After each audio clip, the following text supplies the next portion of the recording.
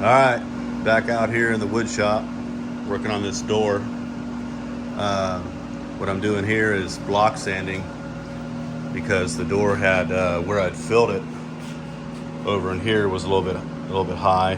Feathered the edge from before I primed it, but it was still high here. So I already started working on it. You can see how the this block sander, which I used on the truck, on that restoration, it's got a metal bottom on it, and it's got these rods that you can adjust if you wanted to do a little bit of flexing, say on a curve or something on the panel. But in this case, I don't have to do any of that, so it's flat. So what I do is I just to block sand, you go back and forth, you know, like so, all over the panel, and then you come at it at an angle and do that, come at it another angle, and then maybe up and down like this. And basically by that process, you're flattening the panel out, so there's no high or low spots. If there is a low spot, then I'm going to use the glaze that I picked up yesterday from Color Match to fill. And yep, that's the process. So got to do this door, got to do the driver's side door, and then I've already coated the picked this up at Color Match also. This is the same stuff I bought before. It's a rust converter.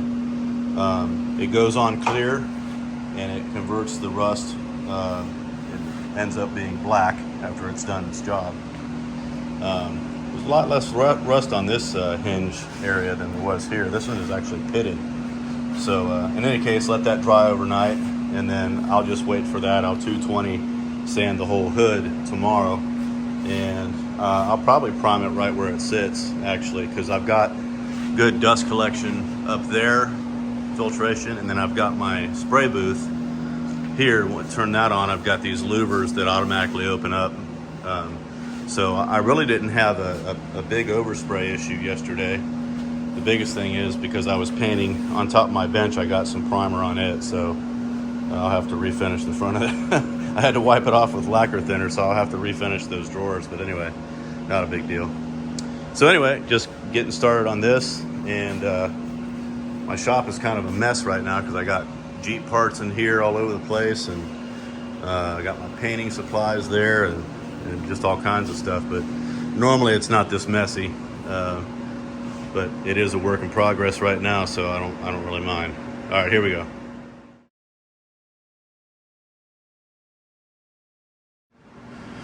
All right, got this door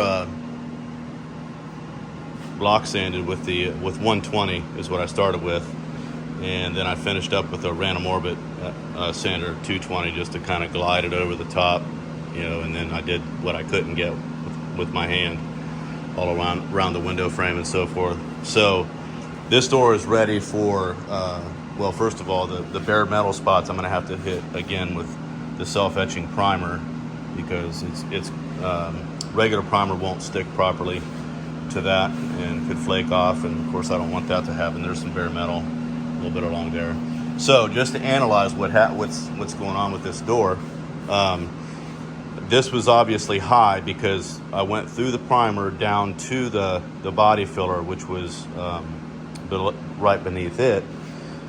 This right here means that it was exceptionally high, because I went all the way down to the brown color of the Jeep. So anywhere where there's brown, that area was exceptionally high. Anywhere there's light green, it was a little high there. And then of course you have bare metal spots, that's like as high as you can possibly get. But the thing of it is, in order for me to like cover that, you know, get everything on that plane right there, I'd have to glaze the entire panel. And here's the thing, this Jeep restoration is not for the purpose of necessarily car shows and concourse restoration so I can win trophies. I'm doing it because I want to drive it and I want it to look nice. So that being said, I'm not worried about that being a little bit higher than it is over here, or really anything else.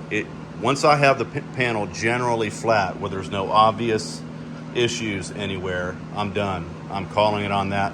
The truck, when I did the 66 C10 restoration, if I had this kind of stuff in there, I would glaze the panel, the whole panel, until I got everything to the same height as that, if you follow what I'm saying. Because I've got bare metal there, that's the highest part on the panel. Because I've block sanded with a block sander that's as flat as you can get, other than a machined surface. So anyway, the point is that once this panel is relatively flat, I'm done. I'm going to put a coat of primer on it. I'm going to wet sand that to probably 600 grit and put my sealer coat on, and it's ready to paint. So, and at this stage right here, this is ready for another coat of, after I hit these bare spots with the self-etching, this is ready for a 2K primer again to begin wet sanding and getting ready for paint. The thing that I mentioned yesterday, where this edge here, I wasn't worried about, doing anything there because I'm not really actually going to use these doors that often on the Jeep. I suppose maybe in the winter I might put the top on and the doors and drive it in the winter, but I might not. I might just cover it and let it sit. But in any case, I decided to go ahead and that window channel seal, whatever, was very brittle. So it is a good measure to get, what I did is I chipped it off, it flaked off, so that I could get this at least covered in primer and then paint. Because when I do go to replace those seals, while it's gonna come up over the edge, I don't know exactly where it's gonna stop. So that would, possibly be a potential problem. So in order to do it right, I at least have to do what I did here, prime that. The top of the window that's getting hit with primer, I can clean that when I'm all done. And paint, I can get that off, no problem. So anyway, this panel here, this door, is ready for the what I would say is the final coat of 2K primer before I wet sand. So I'm done with that. I'll have Carter help me with this and let the two boys lift that up onto the stand for me. And I'll show them both how to block sand this, because part of my objective in getting this project in the first place was to teach my boys how to do this kind of work and let them enjoy the process as well. So, all right, see you in a bit.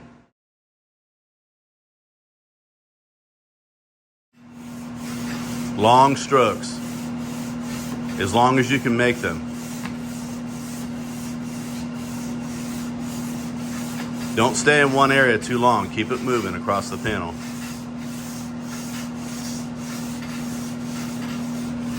Okay, yeah, there you go. You want to go across the whole panel whenever you're free to do that.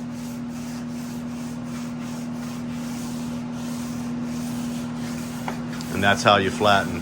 Now go the other direction. Go up and down like I showed you. There you go. And then you do both angles.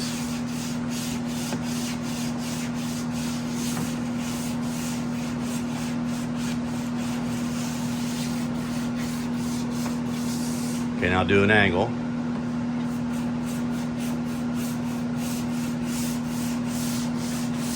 There you go. Now come at it from the other angle when you get that done, yeah.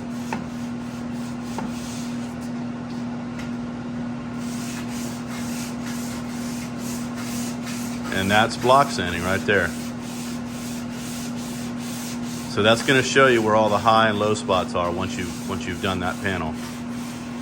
And then you glaze it or prime it again, whatever you need to do to fix it.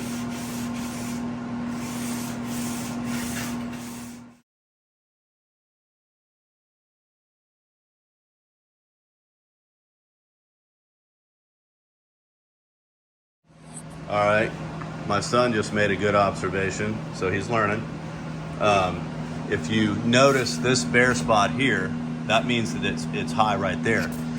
But the thing of it is, if you pull back on the sander you see how much you'd have to fill that in order to make that even with this high spot. That is not something that I want to do because that's a lot of filler. We're just simply not going to do that. So what we're doing is making the panel relatively flat relative to itself. You understand what I'm saying? So that's flat. It's just it's not perfectly flat with the whole door. If there's obvious areas that are high and we need to take material off, like right here, that's what we want to do in this case. Yeah. So we're not going to fill this whole area, you know, eighth or even a quarter of an inch of mud. That'll be like up to here on the hinges. Right. So it's the nature of the panel from the manufacturer. Actually, is what it is. It's not that. It's just that they weren't concerned to make that panel perfectly flat in the first place. Pat, you're mean. You know. All right. Here we go.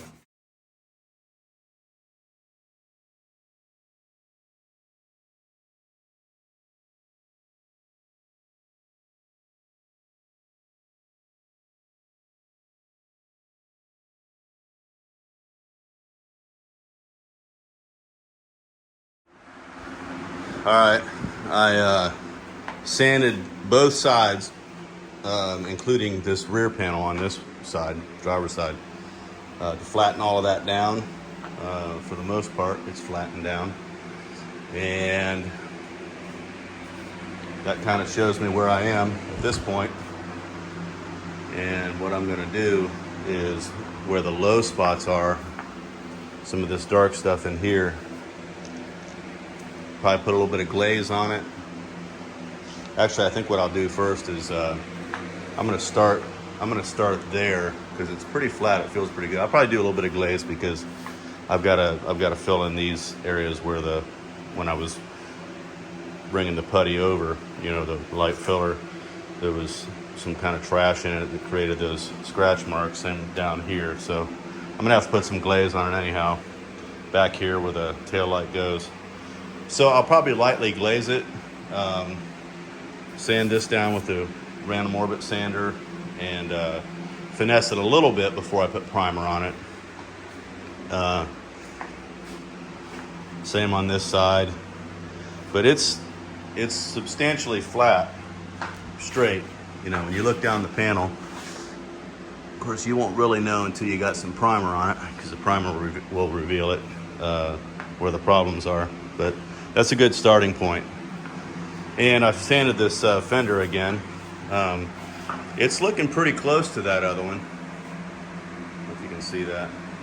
I think I need to add a little bit of filler right here, just around this top part a little bit more. But outside of that, it's not too bad. So that's it for that. And now I'm going to walk to my shop.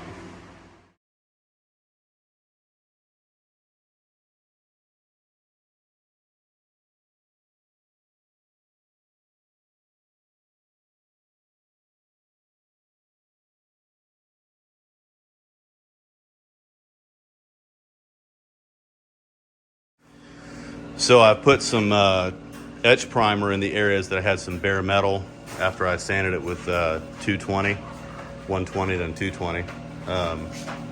And then earlier I put on the rust reformer on the hinge area, so that'll sit overnight. This will get a coat of 2K primer tomorrow. Same with the door, just kind of, or actually not the same. I block sanded the door and got some self-etching primer in the bare metal spots again. So this is ready for what I'm going to do to both doors. When I prime that with 2K, I'm going to mix up enough to do another coat. Probably put 2 coats on that, another 2 coats on this, because it's a high build type of primer. Same over here. Block sanded it and put some self-etching primer in the bare metal areas that were exposed. So 2 coats of 2K primer will go on this door, that door, and the hood tomorrow. And I'll let those sit overnight. And I'll work a little bit more on the body of the Jeep tomorrow, like I mentioned, for glazing and so forth. So, yeah, it's coming along well. So got a lot done today, and Carter helped me. He did a lot of block sanding on this door in particular. So he's learning and he enjoys it. So, all right. Well, it's once again, it's Beer 30. We'll catch you guys next time.